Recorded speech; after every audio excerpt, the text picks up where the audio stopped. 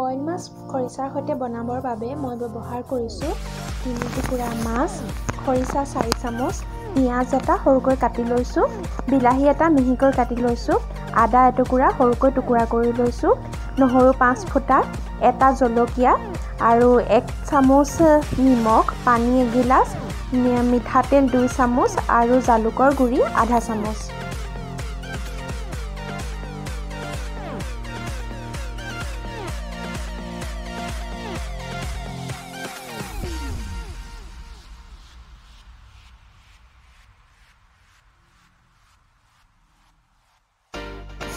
এতিয়া মই মাছ 2 পিচ আধা চামুচ নিমখ দি সানি লৈছোঁ।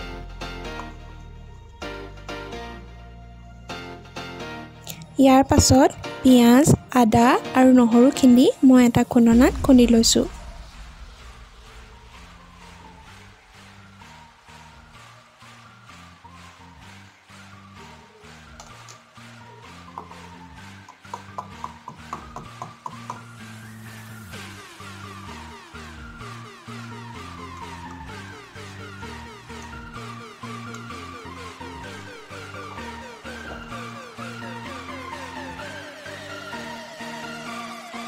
এতিয়া মই গেছ জ্বলাই তাত এখন কেৰাহী পাতি তাতে পানী গিলাচ ঢালি দি উতলিবলৈ দিছোঁ।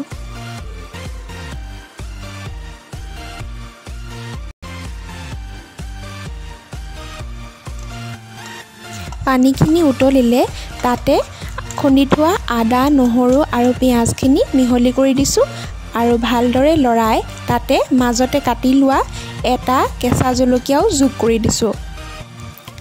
ইয়াৰ লগতে কাটি থোৱা বিলাহীখিনিও মিহলি কৰি দিছোঁ আৰু ভালদৰে লৰাই দিছোঁ।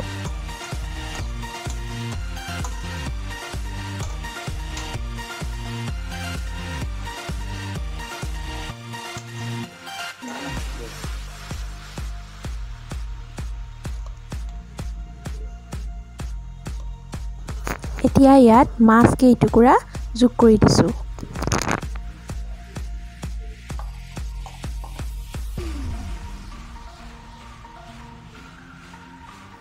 তাতে 1 চামুচ নিমখ মিহলি কৰি দিছোঁ।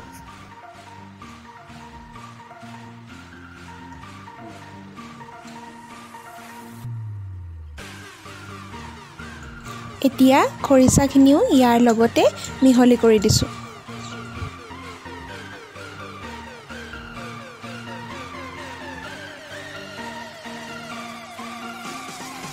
এতিয়া মাছখিনি এখন ঢাকনিৰে ঢাকি 15 মিনিট কম জুইত সিজিবলৈ দিছোঁ।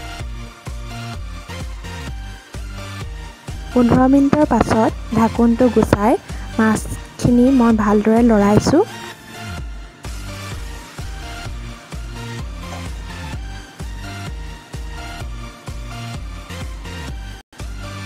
এতিয়া ইয়াত আধা চামুচ জালুকৰ গুড়ি যোগ কৰিছোঁ।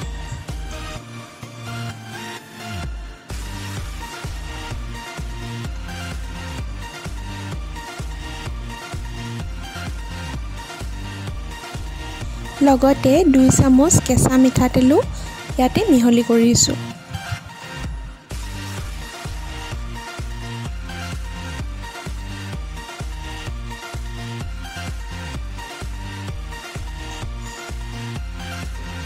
দুই মিনিটৰ বাবে ঢাকি সিজিবলৈ দিছোঁ আৰু 2 মিনিটৰ পাছত গেছটো বন্ধ কৰি দিছোঁ।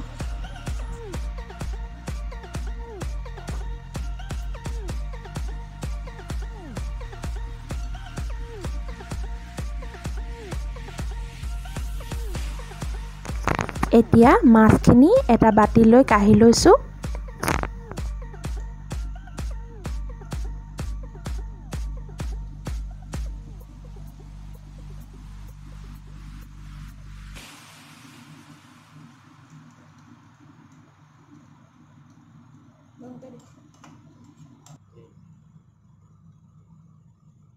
এতিয়া ইয়াৰ ওপৰত মিহিকৈ কুটা মান ধনিয়াৰ পাত অলপ ছটিয়াই দিছোঁ।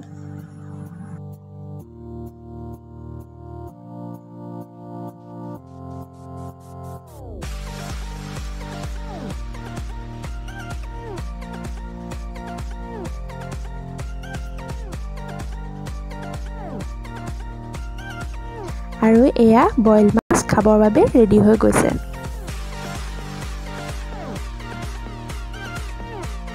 ভিডিঅ'টো চোৱাৰ বাবে ধন্যবাদ আৰু যদিহে ভাল পালে তেনেহ'লে লাইক, কমেণ্ট আৰু ছাবস্ক্ৰাইব কৰিবলৈ নাপাহৰিব।